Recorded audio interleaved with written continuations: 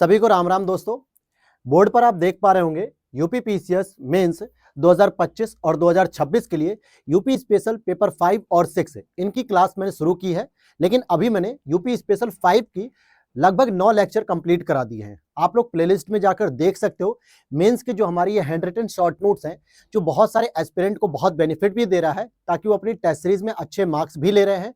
और 2024 में भी बहुत सारे बच्चों का पेपर मेंस एग्जाम बहुत अच्छा हुआ था। तो इस नोट्स को हमारी जिम्मेदारी थी कि थोड़ा क्लास के माध्यम से और इलैबोरेट किया जाए और डिक्टेट किया जाए, ताकि जिन बच्चों को थोड़ा सा कॉन्सेप्चुअल क्लैरिटी नहीं है वो चीज़ों को समझ पाएं और आंसर राइटिंग में कैसे इसका यूज़ करेंगे, कैसे प्रेजेंट करेंगे, ये सारी चीज़ें आप समझ पाएंगे। तो हम लोग आपको दिखा दें पहले उससे कि आपको ये कहाँ पर जो है कि इनकी क्लासेस मिलेंगी। तो आप हमारे यूट्यूब चैनल पर जब आएंगे ग्लैंस एकेडमी ऑफिशियल पर, तो देखेंगे कल ही मैंने जो है कि क्लास पोस्ट की है। इस पर आएंगे, प्लेलिस्ट में आपको आना है। ये रही आपकी प्लेलिस्ट, राइट। यहां देखोगे यूपी स्पेशल मेंस पेपर 5 और 6 9 वीडियो कंप्लीट हो चुके हैं। बीच में काफी दिनों से क्लास होल्ड हो गई थी, थोड़ा टाइम की वजह से और कुछ वर्कलोड ज्यादा था हमारे पास, तो इस वजह से मैंने होल्ड की थी। लेकिन फिर से मैंने 22 घंटे पहले शुरू कर दी है क्लास, और फिर आज जो है कि क्लास आ रही है, ठीक है। और अगर आप प्रीलिम्स की तैयारी कर रहे हैं स्पेशली 2026 के लिए, चाहे वो बिहार पीसीएस हो, यूपी पीसीएस हो, एमपी पीसीएस हो, तो आप यहां पर घटना चक्र के शॉर्ट नोट्स की क्लास कंप्लीट कर सकते हैं, जिसमें इंडियन ज्योग्राफी कंप्लीट हो चुकी है, पॉलिटी हो चुकी है और एंशिएंट हिस्ट्री के 3 लेक्चर आ चुके हैं। एवरी मॉर्निंग 9 to 10 के बीच में किसी भी समय ये क्लास आ जाती है, तो आप मॉर्निंग में इस क्लास को देख सकते हैं। चलिए सिलेबस की बात करते हैं कि हम लोग क्या पढ़ रहे थे सिलेबस में। तो यहां देखो मेरे भाई, ये आपका पेपर 5 का सिलेबस है, जिसमें हमने पहली यूनिट कंप्लीट कर ली, थर्ड कंप्लीट कर ली, फोर्थ कंप्लीट कर ली। हम इस समय सेकंड यूनिट को पढ़ रहे हैं, उत्तर प्रदेश की वास्तुकला। और कल मैंने वास्तुकला का विकास बताया था, कैसे पाषाण काल से शुरू करके हम मॉडर्न हिस्ट्री तक आते हैं। साथ ही साथ मैंने सबसे पहले मौर्य वास्तुकला को शुरू किया था, जिसमें बौद्ध धर्म की वास्तुकला भी आती है, चाहे वो अशोक के स्तंभ की बात करें, चाहे वो स्तूप कला की बात करें हम, या फिर मौर्योत्तर काल में जो मथुरा में मूर्ति कला शुरू हुई थी कुषाण शासक कनिष्क के समय में, और जिसमें बुद्ध भगवान की पहली मूर्ति देखने को मिलती है, और अलग अलग मुद्राओं में भी ये मूर्ति देखने को मिलती है। तो हम लोग अपने टॉपिक पे वापस आते हैं, और आगे बढ़ने से पहले ये बताता हूं कि जिन बच्चों को इन नोट्स की जानकारी चाहिए, तो वो यहां पर, ठीक है, इस नंबर पे मैसेज कर सकते हैं। प्रीलिम्स के लिए ये नोट्स आप देख सकते हो, फिर आप लक्ष्य भेद शॉर्ट नोट्स भी देख सकते हो, जीएस पेपर 1, 2, 3, 4 एंड पेपर 5 और 6 यूपी स्पेशल। पूरी कंप्लीट इंफॉर्मेशन इसी नंबर पे आपको व्हाट्सएप मैसेज करने पर मिलेगी। कॉल करेंगे तो पिक नहीं होगा, नो कॉल, ओनली मैसेज करेंगे। वहीं पे सारी प्राइस लिस्ट, ब्रोशर, सब कुछ आपको वहां पे मिल जाएगा। तो टॉपिक पे आते हैं हम लोग, ठीक है। कल की क्लास में हम लोगों ने ये सब कंप्लीट कर लिया था, यहां भी मौर्योत्तर काल के बारे में भी पढ़ लिया था। और आज हम शुरू करने वाले हैं मंदिर वास्तुकला। कौन सी वास्तुकला शुरू करने वाले हैं? मंदिर वास्तुकला, राइट। क्योंकि वास्तुकला में केवल हमें एंशिएंट पीरियड को ही कंप्लीट नहीं करना है, मिडिवल पार्ट को भी कंप्लीट करना है, और मॉडर्न के पार्ट को भी हमें कंप्लीट करना है। तो ये आज 4 टॉपिक हम कवर करने का प्रयास करेंगे। वीडियो अच्छी लग रही है तो लाइक कर देना दोस्तों, चैनल पे पहली बार हो तो सब्सक्राइब कर लेना। चलिए, तो अब यहां पर हम देखते हैं, ठीक आ रहा है लुक, बॉडी गेस्चर ठीक है बेटा? चलो कोई बात नहीं, ठंड का मौसम बढ़ गया अचानक से। कल देखो मैं शर्ट में बना रहा था वीडियो, और आज जो है कि ठंड बढ़ गई, सुबह सुबह ही कोहरा हो गया और काफी ठंड बढ़ गई थी। तो अब हमारी बात आ रही है कि मंदिर वास्तुकला की, क्योंकि मैंने बताया आपको कि अगर हम यूपी के वास्तुकला की बात करेंगे तो पाषाण काल से शुरू करेंगे, पाषाण काल के बाद आप सैंधव सभ्यता की बात भी करेंगे, ठीक है। इसके बाद आप बौद्ध वास्तुकला की बात करेंगे, या फिर इसका जो सबसे अधिक विकास हुआ वो मौर्य काल में हुआ, जिसको हमने कल की क्लास में ये पूरा डिस्कस किया कि कैसे आप प्रेजेंट करोगे, क्या क्या चीजों को लिखोगे और कैसे क्वेश्चन आ सकते हैं। अब हम बात करते हैं उत्तर प्रदेश की मंदिर वास्तुकला। अगर मान लो मैंने कल प्रश्न दिया था कि मंदिर वास्तुकला के बारे, मतलब वास्तुकला का योगदान क्या रहा है भारत की वास्तुकला में, तो उत्तर प्रदेश का एक बहुत ही महत्वपूर्ण वास्तुकला का योगदान मंदिर वास्तुकला है। क्योंकि मंदिर का जो प्रमाण है मिलते हैं वो सबसे पहले गुप्त पीरियड में मिलने शुरू होते हैं, और गुप्त पीरियड में भी जो सबसे पुराने मंदिर देखने को मिलते हैं, देवगढ़ के दशावतार मंदिर ललितपुर में है, भितरगांव मंदिर कानपुर में स्थित है, कहोम मंदिर, इसी तरीके से कई सारे मंदिरों की यहाँ पे जानकारी मिलती है। अगर अब यहां पर देखो, यहां पे क्या किया है, मैंने कुछ मंदिरों को लोकेट कर दिया है। अब आप क्या करोगे, आप एक मैप बनाओ, सबसे बेहतर कि अगर आप मेंस आंसर राइटिंग कर रहे हो सर, तो एक मैप बनाओगे इस तरीके से, ठीक है, इस तरीके से। ये यूपी का मैप बना दिया हमने, ठीक है। बनाने की प्रैक्टिस करते रहा करो। यूपी जरूरी नहीं है कि बहुत फिनिशिंग के साथ आपको नेपाल बॉर्डर बनाना है, ललितपुर सोन, एक इंडिकेशन हो जाना चाहिए कि सर ये पीछे जो पार्ट निकला है बलिया वाला, जो बक्सर से कनेक्ट होता है, ये नीचे तो पैर निकले हुए हैं, एक ललितपुर हो गया, एक सोनभद्र हो गया, ऊपर का ये जो सूर्ण निकली होती है ये सहारनपुर की होती है, तो एक इंडिकेशन मिल जाना चाहिए। अब मंदिर वास्तुकला का सबसे पहले आप क्या दिखाओगे, ये देखो, यहां के आसपास कहीं गाजीपुर आता है, सॉरी गाजीपुर कह रहा हूं मैं, कानपुर होता है, यहां कहीं आपको कानपुर देखने को मिलता है, ठीक है। इस कानपुर के अंतर्गत जो सबसे इंपॉर्टेंट मंदिर आएगा वो आपको दिखाना है भितरगांव मंदिर। अभी आप एक लोकेशन दिखाओगे, अगर प्रश्न आता है वास्तुकला का कि मंदिर वास्तुकला का योगदान क्या क्या रहा, या उत्तर प्रदेश के कुछ प्रमुख वास्तुकला से युक्त मंदिरों की बात करिए, ये हो गया। ललितपुर में आप दिखाओगे, ललितपुर में देवगढ़ का दशावतार मंदिर जो भगवान विष्णु को समर्पित है, यह दिखा सकते हो। यहीं कहीं बनारस के पास गाजीपुर पड़ता है दोस्तों, बलिया से बॉर्डर शेयर करता है, गाजीपुर में आप भीतरी मंदिर दिखा सकते हो। ध्यान देना, भीतर गांव मंदिर की बात नहीं कर रहा मैं, भीतरी मंदिर की बात कर रहा हूं, ठीक है। तो ये भीतरी मंदिर भी आप कहां पे दिखाओगे, गाजीपुर में दिखा दोगे। साथ ही साथ अगर आप देखोगे कि कहोम मंदिर जो देवरिया में, कुछ यहां पे लोकेशन आती है, कहोम मंदिर देवरिया में है। और कोई इंपॉर्टेंट लोकेशन दिखानी तो यहां कहीं आप अयोध्या फैजाबाद के पास आप दिखा सकते हो, ठीक है। यहां पे आप राम मंदिर को दिखा दो, ये भी तो एक हमारी विरासत है वर्तमान में। आखिर वास्तुकला का मतलब क्या समझते हो, वास्तुकला का मतलब ये नहीं कि जो अवशेष बचे रह गए हैं, वास्तुकला का मतलब है जिस वास्तुकला का प्रयोग गतिशीलता के साथ निरंतरता आज भी दिख रही है। तो राम मंदिर में दिखा सकते हो, बनारस का काशी विश्वनाथ मंदिर में दिखा सकते हो, कई ऐसे मंदिर हैं जिनको आप दिखा सकते हो। तो ऐसे आपने एक लोकेशन कर दी। अब उत्तर प्रदेश में जो मंदिर वास्तुकला विकसित हो रही है उसकी कुछ विशेषताओं को जिक्र करना है। जैसे अगर आप देखोगे कि मंदिर ऊंचे चबूतरे पर निर्मित होते हैं, जितने भी मंदिर, आप राम मंदिर को देखो, क्योंकि उत्तर भारत में जिस शैली का प्रयोग किया जाता है उसे नागर शैली कहा जाता है। क्या कहा जाता है, उसे नागर शैली कहा जाता है, हाँ, ठीक है। और इसकी जो सबसे विशेषता होती है कि पहले एक बड़ा सा चबूतरा बनता है जिसपे चढ़ने के लिए सीढ़ियां बनी होती है, और उस पे ही जाके जो है कि भगवान को स्थापित किया जाता है, प्रतिष्ठित किया जाता है। यानी कह सकते हैं कि जो मूर्ति को क्या कहते हैं, गर्भगृह, ठीक है, जिसके अंतर्गत उन्हें स्थापित किया जाता है, ठीक है, प्राण प्रतिष्ठा की जाती है। तो जितनी भी एक विशेषता आपको देखने को मिलेगी कि सीढ़ियां होती 10-12, उसके बाद आप चबूतरे पे चढ़ते हो, उस चबूतरे पे ही इस मंदिर का निर्माण होता है, एक विशेषता। दूसरी, प्रारंभ में छत सपाट थी और आगे चलकर शिखर युक्त हो गई। पहले जो छतें बनती थी मंदिर की सिंपली सपाट बनती थी, जैसे हमारे घर की छत बनती है, लेकिन बाद में उसमें और भी आगे के काल क्रम में धीरे धीरे उसमें डिजाइन बनने लगी, नक्काशियां बनने लगी, और एक तरीके से शिखर कुछ ऐसे बनने लगा ऊपर की ओर। भगवान श्री राम के मंदिर का मैं क्यों एग्जांपल ले रहा हूं, क्योंकि इनमें जितने भी मंदिर मैं बोल रहा हूं, शायद भगवान राम का मंदिर आपने अयोध्या का बार बार देखा है, लेकिन इन मंदिरों की इमेज गूगल पे जाओगे तब मिलेगी देखने को। लेकिन एक इमेजिनेशन आपको समझाना चाह रहा हूं, नागर शैली की विशेषता है। मंदिर वर्गाकार निर्मित होते थे, वर्गाकार, और सबसे इंपॉर्टेंट इसमें गर्भगृह होते थे, और गर्भगृह के सामने स्तंभ युक्त एक मंडप होता था। मंडप मतलब मुख्य रूप से भक्त जनों के बैठने का स्थान होता था, कीर्तन करने का स्थान होता था, यज्ञ आहुति पूजा पाठ करने का स्थान होता था। जहां पे गर्भगृह के सामने मंदिर बैठ है जिसमें देवता को स्थापित किया गया, उनके सामने एक लोकेशन जगह होती थी मंडप टाइप की, जहां पे 4-5 पिलर के बल पे उसे खड़ा किया गया और वहीं सारे कार्यक्रम होते थे, ठीक। और कालांतर में पंचायत शैली में मंदिर निर्माण हुए। पंचायत का मतलब क्या होता है, देखो समझाता हूं मैं, एक बार इसको इरेज कर लूं।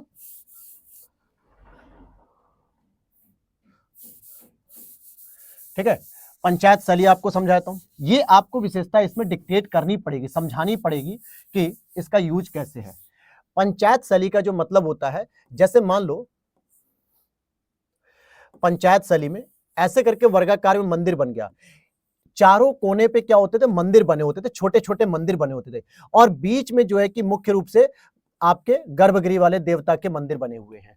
तो बीच में जो मंदिर होता था जो प्रमुख मंदिर कहलाता था, जैसे मान लो अगर हम काशी विश्वनाथ मंदिर जाते हैं तो वहां भोलेनाथ का मंदिर प्रमुख है। भोलेनाथ के साथ साथ चारों कोने पे किसी देवी की प्रतिमा हो सकती है, राम जी की प्रतिमा हो सकती है, हनुमान जी की हो सकती है, कई सारे मंदिर हो सकते हैं, छोटे छोटे देवी देवता बैठे होते हैं। इसी तरीके से जितने भी देवी देवताओं के मंदिर में आप जाते हो, तो जिनके नाम पे वो मंदिर होता है वो तो हो गया मुख्य मंदिर अर्थात गर्भगृह के रूप में, और चारों कोने में छोटे छोटे कुछ मंदिर में देवी देवताओं को बना के स्थापित किया था। और ये शैली पंचायत शैली कहलाती, जो उत्तर प्रदेश के मंदिरों की वास्तुकला में देखने को मिलती है। फिर गर्भगृह की दीवारों पर जो है कि धीरे धीरे अलंकरण और प्रदक्षिणा पथ भी बना, मतलब इस मंदिर को घेरने के लिए जो है कि एक प्रदक्षिणा पथ बना दिया गया, जिसमें एक तोरण बना दिया गया, प्रवेश द्वार जिसे हम लोग कहते हैं। और इन मंदिरों की दीवारों पर अलंकरण यानी कि चित्र वगैरह देखने को मिलने लगे, जो भगवान की कथाओं से संबंधित थे। अब जैसे बनारस में रामचरितमानस एक मंदिर है, BHU के पास जब जाते हैं, दुर्गा कुंड की लोकेशन पर है, उस मंदिर की दीवार पे पूरी जो है कि रामचरितमानस लिखी हुई है, और साथ में जगह जगह पे जो भी कांड देखने को मिलते हैं उसमें जो अलग अलग चैप्टर वाइज उनकी प्रस्तुति करने के लिए चित्रात्मक प्रस्तुति भी की गई है। इसका क्या मतलब है कि कहीं ना कहीं मंदिरों के दीवारों पर अलंकरण देखने से मंदिर और खूबसूरत होने लगे, अलंकरण करने की वजह से। सभी मंदिर पत्थर निर्मित थे, किंतु भीतरगांव मंदिर जो है कि स्पेशली ईंटों का निर्मित था, और यह विशेषता आपको मुख्यतः लिखनी है, ठीक है, कि भीतरगांव का जो मंदिर हमें मिलता है वो ईंटों का है, बाकी मुख्य रूप से सारे पत्थर के मंदिर होते हैं। तो इस तरीके से आप मंदिर वास्तुकला के बारे में भी अपनी चीजों को प्रेजेंट करेंगे। क्लियर हो गया? अब देखो, एक एक मंदिर की अगर हम विशेषता की बात करें तो थोड़ा थोड़ा जानकारी ले लो। जैसे दशावतार मंदिर की बात करते हैं, ठीक है, मैं इसको जूम कर देता हूं ताकि समझ में आ जाए आराम से। देखो, दशावतार मंदिर भी पत्थरों से निर्मित है और भगवान विष्णु को समर्पित है। किसको समर्पित है? भगवान विष्णु को। यह उत्तर भारत का सबसे पहला ज्ञात पंचायत मंदिर है, यानी पूरे उत्तर भारत में जो नागर शैली विकसित हुई उसका सबसे पहला प्रमाण यह है जिसमें पंचायत शैली का प्रयोग किया गया। पंचायत शैली का मतलब फिर बताता हूं कि इस तरीके से एक मंदिर रहेगा जिसमें भगवान विष्णु का जो है कि कोने बीच में मंदिर रहेगा प्रमुख, बाकी छोटे छोटे मंदिर जो है कि यहाँ पे कोने में बना दिए थे, चारों कोने में, ताकि आप जब घुसते हो मंदिर में तो इधर भी पूजा पाठ करते हुए जो है कि परिक्रमा भी कर लेते हो मुख्य देवता की गर्भगृह के अंतर्गत। गंगा यमुना की आकृतियों से सुशोभित किया गया है, यानी इनकी जो द्वारपाल होते हैं, एक तरफ गंगा माँ को बनाया गया है महिला के रूप में और एक तरफ यमुना माता को बनाया गया है। उत्तर भारत का पहला मंदिर है जिसमें शिखर का निर्माण किया गया है। सामान्यतः मंदिर कैसे होते थे? छत उनकी सपाट होती थी। अब जब आप इस विशेषता को लिख रहे होगे कि प्रारंभ में छत सपाट थी लेकिन आगे चलकर शिखर युक्त हो गया, और ये विशेषता ही लिखते ब्रैकेट में लिख दो, सबसे पहले प्रमाण दशावतार मंदिर में मिले हैं क्योंकि ये शिखर युक्त थे। और इसी चीज को पर्सी ब्राउन ने कहा, यह मंदिर उच्चतम कलात्मक भावनाओं से परिपूर्ण है। कलात्मक भावना का मतलब क्या होता है? मतलब जहां कलाकार अपनी अंतरात्मा को निकालकर अपनी आकृतियों में उकेरता है, चाहे वो मूर्ति को लेकर हो, चाहे वो पूरे शिखर को लेकर हो, मंडप को लेकर हो, या वाहन को लेकर हो, या आसपास के प्रांगण में जो डिजाइन कर रहा है, इन सभी चीजों में उसने अपने काम को बहुत शिद्दत से, बहुत मेहनत से रचा है। यही होती है उसकी कलात्मक भावना, और पर्सी ब्राउन ने इस चीज के लिए कोट किया है। तो आप इस तरीके से इंट्रोडक्शन में भी इसका यूज कर सकते हो, ठीक है, कि अब इंट्रोडक्शन में आप डायरेक्ट एक फैक्ट भी लिख सकते हो मंदिर वास्तुकला के लिए कि उत्तर प्रदेश में स्थित दशावतार मंदिर को पर्सी ब्राउन के द्वारा उच्चतम कलात्मक भावना से परिपूर्ण बताते हुए उत्तर प्रदेश की वास्तुकला पर महत्वपूर्ण बल दिया गया है। ऐसे भी लिख सकते हो। तो डिपेंड करता है कि आप इंट्रोडक्शन लिखते समय कौन से फैक्ट यूज करते हो, कैसे यूज करते हो। यूज करने की कला आनी चाहिए। देखो, जो भी बच्चों के साथ आपका एग्जाम हो रहा होगा, कॉम्पीट हो रहा होगा, तो वो भी यही सब चीजें पढ़ के आ रहा होगा, ग्लैंस एकेडमी के नोट्स पढ़ रहा होगा या फिर किसी और कोचिंग के नोट्स पढ़ रहा होगा, लेकिन उसका प्रेजेंटेशन अगर आपसे बेहतर नहीं है, प्रेजेंटेशन उसका खराब है और आपका बेहतर है चीजों को कि इंट्रोडक्शन कहां पे कितना, कितने शब्दों में किस फैक्ट से शुरू करना है, ये चीज आपने अगर सीख ली तो आप बिल्कुल अच्छे नंबर ला सकते हो। और इस चीज को सिखाने के लिए हम नोट्स तो प्रोवाइड कर रहे हैं, लेकिन टेस्ट सीरीज आपको करनी पड़ेगी। कहीं ना कहीं आप टेस्ट सीरीज ज्वाइन करो, आंसर राइटिंग करो, अपने आंसर को इवेल्युएट कराओ, तब जाके आप में एक परफेक्शन आएगा, तब जाके आप आंसर राइटिंग के फोबिया से बाहर निकलोगे और जब कहोगे तब आंसर लिख लोगे आप बेहतर से बेहतर। राइट है? समझ आ रही है? अगर बात समझ में आ रही हो तो प्लीज वीडियो को लाइक करना और चैनल पे सब्सक्राइब कर देना पहली बार हो तो, ठीक है? सब्सक्राइब किए बिना नहीं जाना है किसी को। चलो फिर अब इसी तरीके के एक और एग्जाम्पल देखो, जब तक एग्जाम्पल आप नहीं दोगे ना, मंदिरों के नाम नहीं दोगे उत्तर प्रदेश के कुछ प्रमुख मंदिरों के, तब तक आपके उत्तर में खोखलापन दिखेगा, यानी प्रामाणिकता नहीं मानी जाएगी। अब इसी तरीके से भितरगांव मंदिर की बात कर लेते हैं। तो ये मंदिर जो था मुख्यतः ईंटों से निर्मित मंदिर है। कैसा मंदिर है? ईंटों से निर्मित मंदिर है। इसकी छत पर भी ऊंचे शिखर है। दीवारों पर जलीय राक्षसों, शिव, विष्णु आदि का अलंकरण देखने को मिलता है, यानी कि देवताओं का भी अलंकरण है, राक्षसों का भी अलंकरण है, जो जलीय राक्षस थे। तो ऐसा लगता है इस मंदिर में राक्षस और देवता दोनों की प्रवृत्तियां जो अलग अलग इंडिकेट की गई हैं, यानी इस समाज के लोगों को पता था कि कैसे हमें रंग भरने हैं। कहोम का मंदिर जो देवरिया जनपद में आता है, और यहाँ पे 5 जैन तीर्थंकरों की मूर्तियों की स्थापना का उल्लेख है, जिसका निर्माण स्कंदगुप्त के शासनकाल में किया गया। किसके शासनकाल में? स्कंदगुप्त के शासनकाल में कहोम मंदिर का किया गया। ठीक है। और इस तरीके से आप एक तरीके से और देख सकते हो कि गुप्त काल में भी मूर्ति कला और स्तंभ लेख पर भी बल दिया गया है। जैसे महात्मा बुद्ध की धर्मचक्र प्रवर्तन और भूमि स्पर्श मूर्ति कला बनाई गई, समुद्रगुप्त की प्रयाग प्रशस्ति, भीतरी स्तंभ लेख, करमदंडाभिलेख, मथुरा स्तंभ लेख, इन सभी को भी आप मेंशन कर सकते हो मंदिर वास्तुकला के साथ पूरी वास्तुकला में। अगर प्रश्न डायरेक्ट आता है कि पूरी वास्तुकला के नाम से कि भैया उत्तर प्रदेश की वास्तुकला बताओ, तो गुप्त काल के ये पॉइंट भी आप ऐड ऑन कर सकते हो। तो यहां तक आपने देखा। अब आप कहोगे क्या सर एंशिएंट पीरियड में इतना ही है? आपको अगर और मिले कंटेंट तो और लिखो, ठीक है, मना नहीं कर रहे हैं, लेकिन मेन बात है कि क्या इतना भी आप याद कर पाओगे। अब आते हैं इंडो इस्लामिक वास्तुकला, यानी कि जो मुगल कालीन वास्तुकला थी। अब मुगल कालीन क्यों कह रहा हूं? क्या हमने दिल्ली सल्तनत के दौरान नहीं देखी? देखो, दिल्ली सल्तनत के दौरान कुछ खास डेवलपमेंट हमारे उत्तर प्रदेश के अंतर्गत नहीं हुए। ठीक है, चाहे अलाउद्दीन खिलजी की बात करें, बलबन की बात करें, या फिर जो फिरोज शाह तुगलक हुए, या फिरोज शाह तुगलक तो एक था जिसने जौनपुर की स्थापना करा दी, और जितने भी शासक हुए इल्तुतमिश वगैरह जिन्होंने जामा मस्जिद का निर्माण कराया बदायूं में, लेकिन मुख्य रूप से जो हिस्टोरिकल लैंडमार्क है वो मुगल काल में ही हुए हैं। इसीलिए हम मुगल काल को डायरेक्ट पढ़ रहे हैं। इंडो इस्लामी वास्तुकला मतलब भारतीय परंपरा, इस्लामी परंपरा, इन दोनों का मिश्रण ही देखने को मिलता है। और तो और उत्तर प्रदेश में स्थापत्य कला का वास्तविक विकास मुगल सम्राट अकबर और शाहजहां के शासनकाल में हुआ। अकबर के शासनकाल में कैसे? फतेहपुर सीकरी में तमाम ऐसे पुरातत्वविद मिले हैं, तमाम ऐसे वास्तुकला के प्रमाण हैं, चाहे वो पंचमहल हो, फतेहपुर सीकरी के महल हो, जहांगीरी महल हो, या फिर और भी कई सारे जो महल मिले हैं वहां पे, वो अकबर के शासनकाल में बने हैं। साथ ही साथ आगरा का जो ताजमहल है, विश्व का 8वां अजूबा है, जो शाहजहां के शासनकाल में बनाया गया है। तो ये 2 प्रमुख ऐसे शासक थे जिनके समय में सबसे ज्यादा विकास हुआ। तो आइए, वैसे तो अगर हम देखते हैं मुगल कालीन कुछ मुख्य इमारतें जो उत्तर प्रदेश में स्पेशली पाई जाती हैं। देखो, मैं यहां पे जूम कर देता हूं इसको। बाबर के बारे में अगर मैं बात करता हूं, तो बाबर ने संभल में जामा मस्जिद का निर्माण कराया, आगरा में मस्जिद और उद्यान का निर्माण कराया। तो मस्जिद क्या होगी? वास्तुकला का प्रमाण हुआ। फिर अकबर का समय आया तो अकबर ने आगरा किला बनवाया। जो आगरा घूमने जाते हो तो ताजमहल और आगरा किला घूमते हो, ध्यान रखना शाहजहां ने दिल्ली का किला बनवाया था, दिल्ली का लाल किला, जहां से प्रधानमंत्री नरेंद्र मोदी जी 15 अगस्त 15 अगस्त को हमेशा क्या करते हैं? स्वतंत्रता दिवस का ध्वजारोहण करते हैं, फ्लैग होस्टिंग करते हैं। और प्रयागराज किला, यही इलाहाबाद का किला हो गया। फतेहपुर सीकरी में भी कुछ महत्वपूर्ण भवन बनवाए हैं, जैसे बुलंद दरवाजा, जोधाबाई महल, पंचमहल, जामा मस्जिद, दीवाने आम, दीवाने खास, सलीम चिश्ती का मकबरा, सलीम चिश्ती का मकबरा जो है कि, तो कुछ ऐसे महत्वपूर्ण जो है कि वास्तुकला के प्रमाण अकबर ने दिए हैं। जहांगीर के शासनकाल में अकबर का मकबरा इन्होंने बनवाया। एतमाउद्दौला का मकबरा बना, जो पूरी तरह से संगमरमर युक्त पहली इमारत थी। एतमाउद्दौला कौन था? बताइए, कमेंट करना आप लोग, ठीक है। एतमाउद्दौला का मकबरा जो पूर्ण संगमरमर युक्त पहली इमारत थी। शाहजहां के शासनकाल में ताजमहल, आगरे किले के अंतर्गत, आगरा किला तो निर्माण कराया अकबर ने, लेकिन इस किले में भी दीवाने खास, मोती मस्जिद, मुसम्मन बुर्ज, इन सब का भी निर्माण शाहजहां के शासनकाल। तो मुख्य रूप से आप देखोगे आगरा में मतलब अकबर और शाहजहां, इन दोनों के शासनकाल में उत्तर प्रदेश में वास्तुकला का सर्वाधिक विकास होता है। अब इनके बारे में आपको यह समझना है,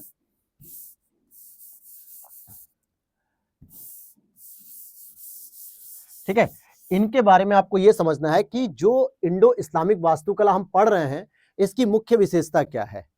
क्या अगर आपसे प्रश्न डायरेक्ट बन जाए कि भैया उत्तर प्रदेश की इंडो इस्लामिक वास्तुकला पर एक संक्षिप्त टिप्पणी करिए 200 शब्दों में, तो आपको इंडो इस्लामिक वास्तुकला के दौरान थोड़ा बहुत एग्जाम्पल के तौर पे आप इस्लामिक में केवल मुगल की बात नहीं कर रहा है, इस्लामिक में आप दिल्ली सल्तनत के दौरान इल्तुतमिश के द्वारा बनवाई गई जामा मस्जिद, बदायूं का एग्जाम्पल दे सकते हैं। फिरोज शाह तुगलक के द्वारा जो है कि आगरे इसकी सिकंदर लोदी के द्वारा आगरा की स्थापना बता सकते हैं। फिरोज शाह तुगलक के द्वारा जौनपुर की स्थापना बता सकते हैं। उसके बाद जो वास्तुकला का विकास देखने को मिलेगा वो मुख्य रूप से इसी समय मिलेगा कि बाबर का बताओ, अकबर का बताओ, जहांगीर का बताओ, शाहजहां का बताओ। इनके साथ कार्यकाल भी लिख दोगे तो और बेहतर हो जाएगा, ताकि और बेहतर तरीके से आप प्रेजेंट कर पाओगे। ये एक फ्लो चार्ट हो गया। आप ऐसे नहीं लिखना चाहते हो तो अलग तरीके से भी आप लिख सकते हैं, जैसे भी आपको अच्छा लगे। ठीक है, मैं कल एक क्लास आपको एक्स्ट्रा दूंगा जिसमें कुछ डायग्राम फ्लो चार्ट के बारे में बात करेंगे कि किस तरीके से हम कैसे प्रेजेंट करते हैं। या फिर ऐसा कर सकते हैं कि संडे को मेरे पास टाइम रहेगा तो संडे को मैं इस क्लास को ले लूंगा और एक क्लास हम लोग लेंगे एस्से पर कि एस्से हमें कैसे लिखना चाहिए 2025 के मेंस के लिए, 2026 के मेंस के लिए। मुझे याद है कि जब मैं लाइव सेशन लिया था मैंने करीब 1 महीने पहले, तो कई सारे बच्चों की रिक्वेस्ट थी कि सर एस्से के बारे में कुछ बताइए कि कैसे हम शुरू करेंगे, कैसे लिखेंगे।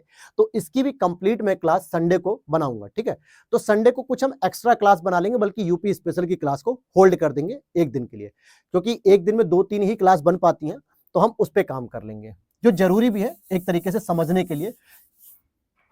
चलो, विशेषता में देखोगे तो भारतीय और इस्लामी परंपराओं का मिश्रण देखने को मिल रहा है, क्योंकि ये लिखा ही है इंडो इस्लामी वास्तुकला। संगमरमर पर पित्रादुरा शैली का प्रयोग किया गया। This is important. कौन सी शैली थी भैया? पित्रादुरा शैली का क्या नाम है? पित्रादुरा शैली। अब ये जो पित्रादुरा शैली होती है, इसका जो मुख्य काम होता है ये होता है कि जो हीरे जवाहरात से भी की गई जड़ावत, यानी जो जड़ावत होती ना, मतलब कि जड़ाऊ का काम करना, जड़ाऊ कार्य। अब जैसे होता क्या है, कई सारे जो पत्थर होते हैं संगमरमर होते हैं, जैसे लिखा ना संगमरमर पर पित्रादुरा शैली का प्रयोग, तो फूल पत्तियों से डिजाइन बना सकते हैं, हीरे की जड़ावट कर सकते हैं, कुछ और भी कीमती पत्थरों की जड़ावट इसमें की जाती है। तो बहुत महीन काम होता है, ऐसा लगता है कि साड़ी के बॉर्डर बनाए जा रहे हैं, कपड़े पे एक नक्काशी बनाई जा रही है। ठीक इतना ही महीन काम है दोस्तों, छेनी हथौड़ी से लेके महीन काम की तरह। और ये वास्तुकला का एक उत्कर्ष प्रमाण है कि भाई इतने कारीगर जो है कि कुशल थे कि छोटे छोटे महीन काम को बहुत अच्छे से करते थे। गोल गुंबदों, ऊंची मीनारें, मेहराब, छतें, नुकीली मेहराबों, तहखानों आधारित वास्तुकला। कई सारे ऐसे वास्तुकला के प्रमाण हैं जिसमें कहीं ना कहीं नुकीली मेहराबें निकली हुई हैं, गोल गुंबद निकले हुए, झरोखा निकले हुए जो खिड़कियों के ऊपर लगे होते हैं, जिसे आज बारजा भी कहते हैं। ठीक है, तो इस तरीके की चीजों का प्रयोग किया जा रहा है किसमें? इन्हीं सब भवनों में, वास्तुकला में। तो ये नई परंपरा थी, क्योंकि भारत में गोल गुंबद जैसी कोई परंपरा नहीं थी, इल्तुतमिश के समय से चली आई, लेकिन इन्होंने उसको चरमोत्कर्ष पे पहुंचाया। तो ऐसे जो झरोखे वाले पैटर्न थे, जो बारजे होते थे, ऐसी कोई परंपरा नहीं थी भारतीय वास्तुकला में, लेकिन मुस्लिम वास्तुकला के द्वारा इसमें योगदान दिया गया। उद्यान इस्लामी वास्तुकला का एक अभिन्न अंग थे। जितने भी मुगल काल आए, मुगल शासक आए, सबने उद्यान बनवाया, बागवान बनवाया। और वो बागान कैसा था? वो एक तरीके से वर्गाकार था, मतलब अगर हम बात करें कुछ इस तरीके से बना होता था। ठीक है, और इसमें जो है कि कुछ नालियां वगैरह भी बना दी जाती थी, जैसे पानी का निकासी भी आराम से हो सके। ठीक है, इन जगहों पे क्या होता था, इन जगहों पे पानी की निकासी लगा दी जाती ताकि आसपास के जो पेड़ पौधे छोटे छोटे लगेंगे, इनसे पानी भी जगह जगह पहुंच जाएगा। ये सब क्या थे? पानी के लिए नालियां थी। अगर आप ताजमहल गए होंगे घूमने, अगर आप ताजमहल गए होंगे घूमने, तो वहां पर देखा होगा आपने कि किस तरीके से बागान बने हुए हैं, बगीचे टाइप के बने हुए। ठीक है, तो इस तरीके से चीजों को इसको हाईलाइट कर दिया था। ये इनकी एक प्रमुख प्रथा थी, ये इनकी एक प्रमुख पद्धति थी। आप दिल्ली के लाल किले में भी देखोगे तो इस तरीके के पैटर्न देखने को मिल जाते हैं। तो ये सारी चीजें आपको समझ में आएगी। क्लियर हुआ? चलो तो फिर आगे देख लेते हैं। अब देखो यहां पे अकबर कालीन इमारतें, जो अकबर के समय में जो इमारतें बन रही थी, विशेषताएं तो हम पढ़ रहे हैं उत्तर प्रदेश की वास्तुकला की। तो आपको बताना है कि लाल बलुआ पत्थर का प्रयोग हुआ, मेहराबों का अलंकरण स्वरूप हुआ और पच्चीकारी अर्थात पित्रा हेतु चमकीले रंगों का प्रयोग भी किया गया। जो अकबर के समय में जब आप फतेहपुर सीकरी में जाओगे घूमने तो कई सारे जो मैंने अभी भवन बताए आपको, उनमें देखोगे कि पच्चीकारी अर्थात पित्रा शैली का प्रयोग किया गया, लाल बलुआ पत्थर का प्रयोग किया गया है।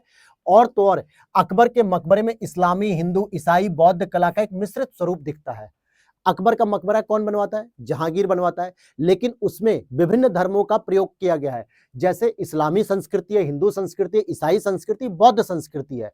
इन सभी संस्कृतों का जो है कि सद्भाव और सह-अस्तित्व देखने को मिलता है जहांगीर के शासनकाल में, और ये हमारी वास्तुकला के प्रमाण के तौर पे भी है। साथ ही साथ भवन निर्माण के प्रयोग में संगमरमर का प्रयोग शाहजहां और जहांगीर के समय में किया जाना शुरू कर दिया गया। हालांकि अकबर ने संगमरमर का प्रयोग नहीं किया, उसने ज्यादातर अपने वास्तुकला में लाल बलुआ पत्थर का ही प्रयोग किया है। लेकिन जहांगीर के समय में एतमाउद्दौला के मकबरे में पहली बार संगमरमर का प्रयोग होता है। फिर उसके आगे शाहजहां ने ताजमहल में संगमरमर का प्रयोग कराया, मोती मस्जिद में संगमरमर का प्रयोग कराया। तो कहने का मतलब हो गया कि भवन के निर्माण करने की प्रक्रिया में जहांगीर और शाहजहां दोनों ने संगमरमर का प्रयोग किया। क्या यहां तक बात समझ में आ गई है? बहुत जल्दी जल्दी तो नहीं समझा रहा हूं चीजों को, ठीक। अब इसी में आप इंट्रोडक्शन के साथ साथ आप कंक्लूजन में भी लिख सकते हो इतिहासकार हॉवेल का स्टेटमेंट कि ताजमहल को भारतीय नारीत्व की साकार प्रतिमा कहा। यानी एक तरीके से वो प्रेम का प्रतीक है, तो भारतीय नारीत्व की साकार प्रतिमा कहा। वहीं इतिहासकार स्मिथ ने फतेहपुर सीकरी को पत्थरों पर ढाला गया रोमांस कहा। कितना अच्छा स्टेटमेंट है कि अकबर ने अपने प्रेम प्रसंग को, चाहे वो प्रकृति का प्रेम हो, मनुष्य का प्रेम हो, पत्नी का प्रेम हो, उस प्रेम प्रसंग को उसने इस तरीके से सचवाया कि फतेहपुर सीकरी को पत्थरों में ढाला गया रोमांस तक कहा इतिहासकार स्मिथ ने। और शाहजहां ने अपनी पत्नी मुमताज बेगम के लिए इस तरीके का ताजमहल बनवा दिया कि उसको भारतीय नारीत्व की साकार प्रतिमा कहा जाने लगा हॉवेल इतिहासकार के द्वारा, ठीक है। और तो और आप देखो कि धार्मिक निषेधाज्ञा के तहत मानव मूर्तियों का उपयोग करने से परहेज किया था इन्होंने, इसीलिए ज्यामितीय स्वरूपों पर बल दिया, जैसे पंचकोण, षटकोण, अष्टकोण, वृत्ताकार। आप देखोगे इनकी संरचना में जो कॉलम खड़े होते हैं ना, वो कॉलम भी अष्टकोण को फॉलो करते हैं, षटकोण को फॉलो करते हैं, गुंबद जो होते हैं वो वृत्ताकार पैटर्न को फॉलो करते हैं। लेकिन इन्होंने कहीं पर भी किसी भी मानव मूर्ति को नहीं बनाया, क्योंकि इस्लाम सामान्यतः मानव मूर्ति का वो करता है, निषेध करता है, ठीक है, वर्जित करता है कि इस्लाम में किसी प्रकार की मानव मूर्ति नहीं बननी चाहिए। और इसीलिए जब आप मस्जिद में कभी जाओगे तो मस्जिद में खुदा की जो नमाज पढ़ी जाती है, अल्लाह की जो नमाज पढ़ी जाती है, वहां पर एक दीवार होती है जिस दीवार को पवित्र मान लिया जाता है और उसी तरफ सर झुका के नमाज पढ़ी जाती है। लेकिन वहां पे कोई मूर्ति नहीं होती है, क्योंकि इस्लाम में मूर्ति पूजा का विरोध किया गया है, राइट। चलो अब एक और इंपॉर्टेंट चीज मैं आपको पढ़ा देता हूं, फिर इसके बाद ये आपकी वास्तुकला का टॉपिक कंप्लीट हो जाएगा, ठीक है।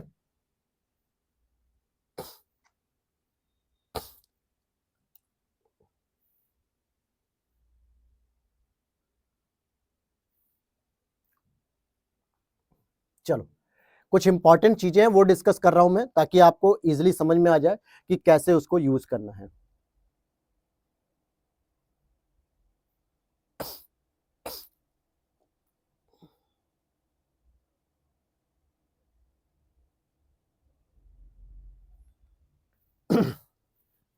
देखिए, सरकी वास्तुकला जो कि जौनपुर के अंतर्गत विकसित होती है, ये एक क्षेत्र विशेष की वास्तुकला है। सरकी जो राजवंश यहां पर स्थापित हुआ था, सरकी राजवंश, ठीक है, इसी के कार्यकाल में जो स्थापित हुई थी वास्तुकला, सरकी राजवंश के कार्यकाल में, जिसमें कई शासक आते हैं, हुसैन शाह सरकी भी आते हैं, बहुत सारे शासक आते हैं।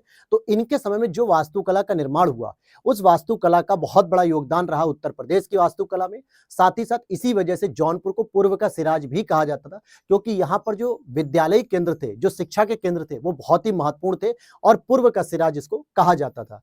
तो जौनपुर क्षेत्र में सरकी राजवंश की स्थापना मलिक सरवर ख्वाजा जहां यानी मलिक उस सर्क ने की थी और सर्की शासकों ने हिंदू इस्लामी वास्तुकला शैली का समन्वय का परिचय दिया था। यानी इस्लामी शैली भी है और हिंदू शैली भी है। ये तो मुगल कालों ने भी दिया था, तभी तो मैंने उसको इंडो इस्लामिक शैली कहा। तो आप ऐसा इंट्रो लिख सकते हो कि भैया इंडो इस्लामी शैली में भारतीय और इस्लामिक दोनों ही तत्व देखने को मिलते हैं। अब भारतीय वर्ड जब आता है ना, तो उसमें हिंदू शैली भी आएगी, जैन शैली भी आएगी, बौद्ध शैली भी आएगी, सिख शैली भी आएगी, पारसी शैली भी आएगी, ये सभी आएगी, और अलग से इस्लामिक शैली, इनका समावेश देखने को मिलता है। जैसे कुछ प्रमुख इमारतों की बात करें तो अटाला मस्जिद, झजरी मस्जिद, ये इब्राहिम शाह सर्की ने बनवाई थी। लाल दरवाजा वहां का मोहम्मद शाह सर्की ने बनवाया था। जामा मस्जिद वहां की हुसैन शाह सर्की ने बनवाया था। तो 4 मैंने इमारतों के नाम बता दिए हैं, ये आपको पता रहे ताकि आप एग्जाम में जब भी लिखो या फिर प्रीलिम्स में भी, ये डायरेक्ट अगर मिलान करने के लिए आता है प्रीलिम्स में कि जौनपुर के सर्की राजवंश के तहत वास्तुकला का मिलान करिए, कि भैया अटाला मस्जिद, झजरी मस्जिद, इब्राहिम शाह सर्की, लाल दरवाजा मोहम्मद शाह, जामा मस्जिद हुसैन शाह। क्लियर है। विशेषता को देखेंगे तो विशेषता में क्या मैंने कहा कि ये हिंदू और इस्लामी वास्तुकला का समन्वय है, तो हिंदू इस्लामी शैलियों का समन्वय है। मेहराब के साथ आयताकार तोरण मस्जिद के लिए लगते थे। आयताकार तोरण, तोरण मतलब प्रवेश द्वार। मेहराब तो होती थी ऊपर छत के पास, जो ऐसे डिजाइन बनती है, ठीक है, कर्व जिसे हम लोग कहते हैं मेहराब को। साथ ही साथ आयताकार तोरण भी होते थे, प्रवेश द्वार भी वहां पर देखने को मिलते थे।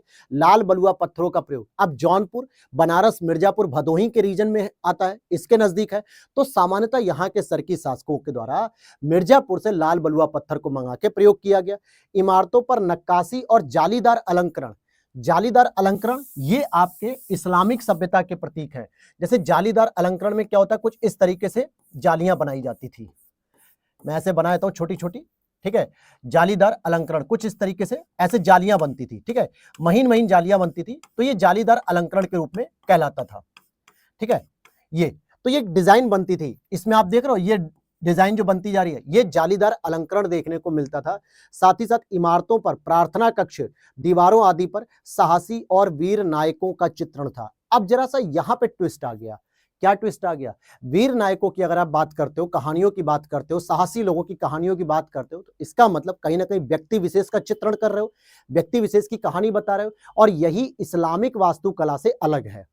यही चीज इस्लामिक वास्तुकला से अलग है, क्योंकि हिंदू समाज में, भारतीय सनातन धर्म में व्यक्ति विशेष का परिक्रम जो दिखाया जाता है, जो उनके बारे में बताया जाता है, उसका आप वर्णन कर सकते हो, लेकिन इस्लाम में इसकी मनाही थी। तो यहां पर ये हिंदू तत्व देखने को मिलते हैं, सनातनी तत्व देखने को मिलते हैं इनकी दीवारों पर। इसीलिए तो हिंदू और मुस्लिम जो है कि दोनों इस्लामी वास्तुकला का समन्वय देखने को मिला। इस शैली पर तुगलक शैली का प्रभाव भी स्पष्ट झलकता है। और अटाला मस्जिद का निर्माण अटाला देवी मंदिर को तोड़कर बनाया गया था। अटाला देवी एक मंदिर था वहां पे, इसको तोड़कर अटाला देवी मस्जिद का निर्माण कर दिया गया था। ठीक है, चलो आगे देखते हैं। और इसके आगे, हाँ, अब ये आपका यहां पे कंप्लीट होता है सर्की राजवंश या सर्की वास्तुकला के बारे में। ठीक, अब इसके बाद जो है कि जिनके पास नोट्स है वो आराम से देख लेंगे कि अवध के नवाबों में कुछ खास नहीं, बस ऐसे नाम देख लेना है।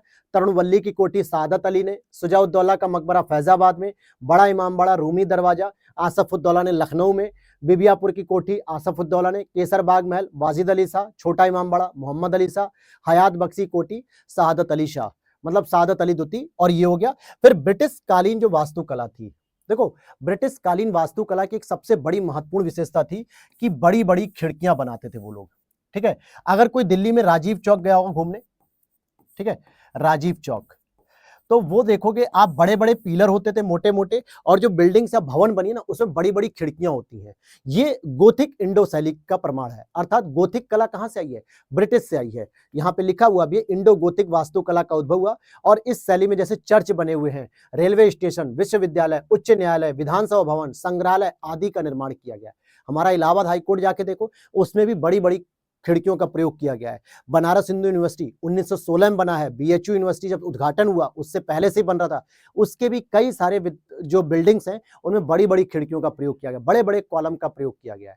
तो ये आपका इंडो गोथिक शैली के प्रमाण है। तो ब्रिटिश शैली का ये प्रमाण है, जैसे प्रयागराज का पत्थर गिरजाघर जहां पे अक्सर जो है कि छात्रों के द्वारा आंदोलन किया जाता है, बरेली का सेंट स्टीफन चर्च, लखनऊ का जोसेफ कैथेड्रल चर्च, कानपुर का मेथोडिस्ट चर्च, इलाहाबाद विश्वविद्यालय, इलाहाबाद उच्च न्यायालय, आगरा का रेलवे स्टेशन। तो ऐसे बहुत सारे पुराने रेलवे स्टेशन आपको देखने को मिलेंगे। क्लियर हो गई बात? यहां तक अगर आपको कोई डाउट हो तो प्लीज कमेंट करिएगा, बाकी चीजें मैंने आपको बहुत अच्छे समझा दी हैं। ठीक है, अब जो हमारा अगला पॉइंट रहेगा पढ़ने का, जो अगली यूनिट रहेगी उसकी अगर हम बात करते हैं,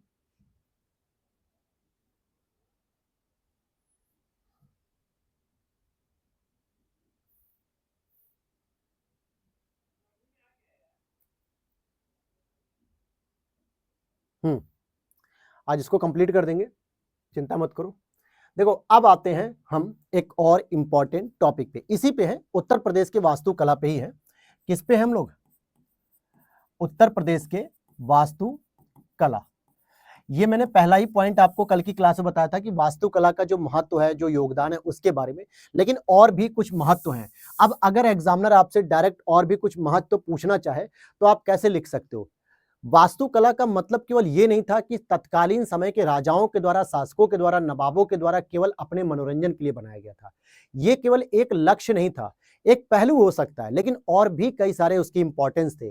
पहला इंपॉर्टेंस आप देखोगे हिंदू मुस्लिम एकता, ताजमहल सभी के लिए ओपन किया गया। आज भी कई सारे ऐसे जो मंदिर हैं और कई सारे ऐसे मस्जिद हैं, कई सारे ऐसे पुरातात्विक स्रोत हैं, मतलब कि जो वास्तुकला है जहां पर सभी धर्मों के लोग, चर्च को देखिए ना, चर्च में कितने ईसाई जाते हैं, ईसाई से ज्यादा हिंदू धर्म के लोग, मुस्लिम धर्म के लोग भी जाते हैं, मोमबत्ती जलाते हैं, प्रार्थना करते हैं भगवान यीशु के सामने और फिर आते हैं।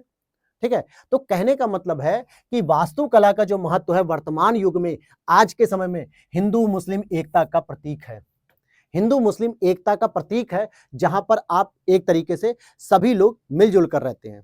ताजमहल का एक एग्जाम्पल मैंने दे दिया, आप चर्च का भी दे सकते हो, किसी भी एक चर्च का नाम लिख लो कि केवल उसमें ईसाई नहीं जा रहे हैं, सभी धर्मों के लोग जा रहे हैं। तो एक तो पहला महत्व, सामाजिक संस्कृति को बढ़ावा देना। सामाजिक संस्कृति का मतलब होता है, जो आप मौलिक कर्तव्य के अंतर्गत भी पढ़ते हो, कि भारत की संस्कृति का विकास केवल एक धर्म से नहीं हुआ है, जैसा लोग कहते हैं भैया कि सनातन धर्म से हुआ है, नहीं, उस सनातन धर्म के साथ साथ छोटे बड़े सभी धर्मों का योगदान है, तब जाके आज हमारे प्यारे भारत में बहुत विभिन्न प्रकार के व्यंजन, विभिन्न प्रकार के खान पान, विभिन्न प्रकार की संस्कृतियों का समागम है, जिसमें हिंदू धर्म है, जैन धर्म है, इस्लाम धर्म है, बौद्ध धर्म है, हिंदू धर्म है, तमाम ऐसे धर्म है।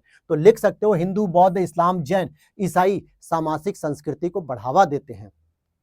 अब बनारस में जैसे सारनाथ में हम लोग कई बार जैसे विजिट करने जाते हैं, घूमने जाते हैं, तो वहां पे टूरिस्ट नाम बता के तो नहीं आ रहे, लेकिन उनके स्वभाव से दिख जाता है, उनके खान पान से दिख जाता है, उनके बात करने के तरीके से दिखता है कि ये विभिन्न धर्म के लोग हैं। अब जैसे वहां पे अगर कोई पगड़ी पहन के आया है तो हम कहते हैं भाई ये सिख संप्रदाय के लोग हैं, ये सिख धर्म वाले लोग हैं, लेकिन बौद्ध धर्म में घूमने आए हैं, यानी ये सामाजिक संस्कृति का प्रमाण है। कुछ इस्लाम धर्म के लोग होते हैं, वो भी आते हैं घूमने, कुछ ईसाई धर्म के लोग होते हैं जिनके गले में भगवान यीशु का लॉकेट होता है। तो कहने का मतलब है सामाजिक संस्कृति को बढ़ावा दिया जाता है, और किसी भी देश का संरक्षण तभी हो सकता है जब वहां की संस्कृति का संरक्षण होगा।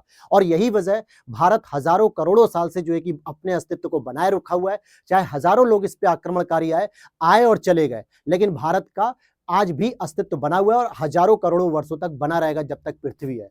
मतलब संस्कृति का संरक्षण यहाँ बहुत बेहतर तरीके से होता है। वो अलग चीज है कि राजनेता इस समय जो है कि धर्म की आड़ में अपनी रोटियां सेक रहे हैं, और बहुत सारे लोग जो है कि धर्म के नाम पर आपस में लड़ रहे हैं, मर रहे हैं, कट रहे हैं, जो कि गलत है।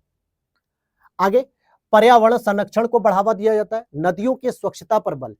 केवल हम जो विरासत है, वास्तुकला है, क्या केवल ये बिल्डिंग और भवन तक ही सीमित है? नहीं, बनारस में जाइए, कानपुर में जाइए, आगरा में जाइए, कई ऐसे जो स्थल हैं पर्यटन स्थल के तौर पे, वहां पे यमुना नदी हो या गंगा नदी हो या राप्ती नदी हो या गोमती नदी हो, इन नदियों का भी संरक्षण किया जाता है। तो कहीं ना कहीं ये भी हमारे वास्तुकला का प्रमाण हो गया। पर्यटन को बढ़ावा दिया जाता है, ताजमहल हो गया, इमामबाड़ा हो गया, स्तूप हो गया, मंदिर हो गया, इन सभी का प्रयोग करके पर्यटन को बढ़ावा दिया जाता है, जिससे राज्य की इकोनॉमी को बल मिलता है। ये महत्व हो गया। स्थानीय एवं प्रदेश की अर्थव्यवस्था को बढ़ावा मिलता है। अब अगर आप जिस भी क्षेत्र में जा रहे हो, कुछ ना कुछ वहां की स्थानीय व्यवस्था बढ़ती है कि नहीं बढ़ती है? भाई होटल लोगे रुकने के लिए, आसपास की जो है कि गाड़ियों को बुक करोगे, ट्रैवल करोगे, बसों में, गाड़ियों में, ऑटो में, कैब में, वहां की रोजगार, लोगों के पास जो खाना वगैरह खाओगे होटल वगैरह में या रेस्टोरेंट में, तो उनकी भी इकोनॉमी बढ़ी और इन सभी के माध्यम से प्रदेश की इकोनॉमी बढ़ती है, क्योंकि टैक्स का कलेक्शन होता है, राजस्व का कलेक्शन होता है। और तो और प्यार, देखभाल और सम्मान का प्रतीक जैसे ताजमहल को प्रेम का प्रतीक कहा जाता है, और देशभक्ति को भी बढ़ावा। अर्थात देशभक्ति किसी एक धर्म के लिए नहीं होती है, देशभक्ति हर उस व्यक्ति के लिए है जो भारत की भूमि पर पैदा हुआ है, हर उस व्यक्ति के लिए है। तो कहने का मतलब चाहे वो किसी भी जात का हो, किसी भी धर्म का, किसी मजहब का हो, किसी भी पंथ का हो, लेकिन उसका एक धर्म होना चाहिए जो है कि भारतीय धर्म, क्योंकि वो भारत की धरती पर पैदा हुआ है। और उस वास्तुकला का महत्व समझते समझते उसमें देशभक्ति का भी प्रेम जागेगा कि नहीं, हम चाहे इस्लामिक संस्कृति की बात करें, चाहे बौद्ध संस्कृति की बात करें, चाहे हिंदू संस्कृति की बात करें, चाहे किसी भी धर्म की संस्कृति की बात करें, सभी का संरक्षण करने पर ही हमारा अस्तित्व जीवित रहेगा और यही देशभक्ति का प्रमाण होगा। क्लियर है? चलो एक और प्रश्न आता है, डायरेक्ट क्वेश्चन आता है कि वास्तुकला के संरक्षण हेतु कौन कौन से संवैधानिक और कानूनी प्रयास किए जाते हैं। ये प्रश्न डायरेक्ट आता है, ये वाला डायरेक्ट आता है। ठीक है, डायरेक्ट क्यों कह रहा हूं मैं, क्योंकि ये फैक्चुअल इंफॉर्मेशन पे बेस्ड है। अगर आप इनके फैक्ट को नहीं जानोगे तो दिक्कत होगी कि वास्तुकला के संरक्षण के लिए संवैधानिक और कानूनी प्रयासों पर चर्चा के लिए ये डायरेक्ट आएगा, छोटा ही प्रयास आएगा, मतलब प्रश्न संवैधानिक प्रयास है। आर्टिकल 49 को पढ़ो। आर्टिकल 49 क्या कहता है? सांस्कृतिक विरासत का संरक्षण राज्य का दायित्व है। डीपीएसपी के तहत आप पढ़ते हो कि राज्य का यह दायित्व है कि सांस्कृतिक सामाजिक जो विरासत है उसका संरक्षण करना। और आर्टिकल 51F का मतलब हो गया, मतलब जो 51A वाला जो फंडामेंटल ड्यूटीज है उसके अंतर्गत एक पॉइंट दिया, समग्र संस्कृति को बढ़ावा और राष्ट्रीय स्थल की सुरक्षा करना, सामाजिक संस्कृति को बढ़ावा देना, ये भी वर्ड लिखा हुआ है। ठीक है, तो इस तरीके के संवैधानिक प्रयास भी लिखे हुए हैं कि भैया जनता के नागरिकों करें। प्राचीन स्मारक और पुरातत्व स्थल अवशेष अधिनियम 1958 एक्ट के द्वारा भी इनका संरक्षण होता है। नोएडा स्थित भारतीय विरासत संस्थान के द्वारा भी संरक्षण होता है। नोएडा में हमारा भारतीय विरासत संस्थान है, इसके द्वारा संरक्षण। भारत सरकार ने 2017 में एक विरासत अपनाए, अपनी धरोहर अपनी पहचान योजना को शुरू किया। अब देखो इतने सारे डाइवर्सिफाइड पॉइंट जो है कि आपको मिल रहे हैं इस नोट्स में। क्या मिल रहा है? अगर ये प्रश्न आ जाए तो आप लिखने में पूरी तरीके से सक्षम रहेंगे। क्यों? क्योंकि आपको एक ही जगह पे कई अलग अलग पॉइंट देखने को मिल रहे हैं। आपने संवैधानिक प्रयास देखा, प्राचीन एक्ट देखा, नोएडा का संस्थान देखा, भारत सरकार की 2017 की योजना की एक विरासत अपनाएं और अपनी धरोहर पहचान, मतलब अपनी धरोहर अपनी पहचान। कोई भी एक विरासत स्थल को जो है कि अपना लीजिए और उसके संरक्षण के लिए आप तत्पर रहिए। अब जैसे एग्जाम्पल के तौर पे हम बनारस में रहते हैं तो हम क्या कर सकते हैं, महात्मा बुद्ध के परिसर में गए, मतलब भगवान बुद्ध का जो मंदिर है वहां के आसपास की जितनी भी धरोहर है एटलीस्ट उसकी देखभाल करें। लोग अगर उसको विकृत कर रहे हैं, उसको खराब कर रहे हैं, प्रेम प्रसंग उस पर लिख रहे हैं, तो उनको रोकने का प्रयास करें, उन्हें जो है कि जागरूक करें, सचेत करें कि भाई इसको जो है कि खराब मत करें। या फिर जो बनारस हिंदू यूनिवर्सिटी है वहां जाके हम देख सकते हैं इस तरीके की चीजें कि कहीं ना कहीं जागरूक करने का काम भी करना अपने आप में संरक्षण करने का प्रयास होता है। साथ ही साथ उत्तर प्रदेश सरकार ने 23 मार्च 2023 को एक अधिसूचना जारी करके 18 प्राचीन स्थलों को संरक्षित करने का घोषित किया था। 18 प्राचीन स्थलों को, जिसमें झांसी का शिवालय था, चंपत राय का महल था, बंजारों का किला था, महोबा का शिव तांडव था मंदिर। तो इस तरीके से आपने देखा कि लगभग 5 पॉइंट मैंने यहाँ पे लिखे हैं जो आप आराम से 125 शब्दों में कंक्लूजन इंट्रोडक्शन के साथ इसको मिलाकर लिख सकते हो। और 125 शब्दों से ज्यादा ये प्रश्न आएगा भी नहीं, 8 नंबर से ज्यादा ये प्रश्न नहीं आएगा। तो आज हमारी ये यूनिट कंप्लीट हो रही है। फिर वास्तुकला संरक्षण के लिए जो संग्रहालय है, तो संग्रहालय में जैसे आप नाम दिखा सकते हो, जैसे इलाहाबाद संग्रहालय हो गया, थारू जनजातीय संग्रहालय जो बलरामपुर में ओपन हो रहा है, राजकीय बौद्ध संग्रहालय गोरखपुर में, राजकीय संग्रहालय लखनऊ में, राष्ट्रीय दलित स्मारक नोएडा में स्थित है, भारत कला भवन संग्रहालय वाराणसी में है बीएचयू में, सारनाथ संग्रहालय जो बौद्ध मंदिर और जैन मंदिर पर केंद्रित है, मथुरा संग्रहालय जो कुषाण और गुप्त युगीन संस्कृति की वास्तुकला पर केंद्रित है। तो जितने भी उत्तर प्रदेश में कुछ प्रमुख संग्रहालय हैं आपको पता है तो लिखिए, नहीं तो आपको इस नोट्स के माध्यम से पूरा मिल जा रहा होगा। ठीक है, तो ये हो गया आपका संग्रहालय और उत्तर प्रदेश के पुरातत्व स्थल हो गया। जैसे पुरातत्व स्थल में आप सारनाथ का जिक्र करेंगे, मथुरा हो गया, कन्नौज हो गया, श्रावस्ती हो गया, और इनके जो विभाग के उद्देश्य होते हैं, राज्य पुरातत्व विभाग के कुछ उद्देश्य हैं। कुछ ऐसा लग रहा है कि इरेज करने पर कुछ ना कुछ चिपक रहा है, ठीक है, बोर्ड पे। तो ये सारी चीजें आज की क्लास में हम लोगों ने कंप्लीट कर ली है और कल हम जो शुरू करेंगे वो हमारी जो नई यूनिट होगी उत्तर प्रदेश की चित्रकला और शिल्पकारी, तो यूनिट कौन सी होगी? बहुत जल्दी हम लोग अब इसको कंप्लीट करेंगे। अब रेगुलर क्लास आएंगी, अब क्लास बीच में होल्ड नहीं की जाएगी, ठीक है। मुझे ही पता है कि आप लोगों को काफी उम्मीद रहती है कि सर क्लास कंप्लीट करा दीजिए एटलीस्ट, लेकिन वर्क थोड़ा ज्यादा रहता है इसलिए नहीं हो पा रहा था, कोई बात नहीं। देखो, उत्तर प्रदेश की वास्तुकला है, महत्ता, रखरखाव, संग्रहालय, अभिलेखागार, पुरातत्व, ठीक है, पुरातत्व स्थल की बात की। अब यहाँ पर अगर आप देखोगे, उत्तर प्रदेश की ग्रामीण शहरी सामाजिक संरचना वगैरह आ रहा है, फिर पॉलिटी आ रहा है, फिर यहाँ पे थोड़ा गवर्नेंस का पार्ट आ रहा है। तो अभी तो यहाँ पर नहीं पहुंचे, अभी हम लोग इसी में शायद हैं, ठीक है। चित्रकला वगैरह भी सब इसी के अंतर्गत आएगा, संस्कृति वगैरह ये सब। तो कुल मिला के जो कल की क्लास रहेगी वो हमारी ओरिएंटेड रहेगी उत्तर प्रदेश की चित्रकला और शिल्पकारी पर। चित्रकला में हम लोग क्या क्या पढ़ेंगे, पेंटिंग वगैरह को पढ़ लेंगे, कहाँ कहाँ की पेंटिंग जो फेमस है। फिर शिल्पकला को पढ़ लेंगे, जो कालीन वगैरह होती है, जरदोजी वगैरह, धातु वगैरह काम होते हैं। हाँ, हस्तशिल्प के लिए योजना हो जाएगी, बिल्कुल बिल्कुल। हाँ, उसके बाद देखो हमारी अगली यूनिट शुरू हो रही है सोसाइटी वाला चैप्टर की, शहरी ग्रामीण जनजातीय मुद्दे, मेले त्योहार, संगीत, लोक कला वगैरह ये सब। तो कल हमारा ये वाला पॉइंट भी कंप्लीट हो जाएगा, कंप्लीट कर देंगे। चित्रकला को कंप्लीट करना है, शिल्पकला को कंप्लीट करना है, और तो और इसके साथ हस्तशिल्प विकास के जो प्रमुख योजना है उसको कंप्लीट। तो कल हमारी ये यूनिट कंप्लीट हो जाएगी। डन, डन है भाई, डन है, ठीक है। कल ही हमारी कंप्लीट हो जाएगी यूनिट। और जिसको भी इसकी पीडीएफ को परचेस करना है वो इस नंबर पे व्हाट्सएप मैसेज करके सारी इंफॉर्मेशन ले सकता है, और मैसेज के थ्रू जो है कि सारी इंफॉर्मेशन आपको मिल जाएगी। यहाँ साइड में भी ये नंबर दिख रहा है, अदरवाइज मैंने डिस्प्ले पे यहाँ पे इतना बड़ा लिख दिया है, सेम नंबर है 8527594636, ठीक है। तो मिलते हैं नेक्स्ट वीडियो में। जय हिंद, जय भारत।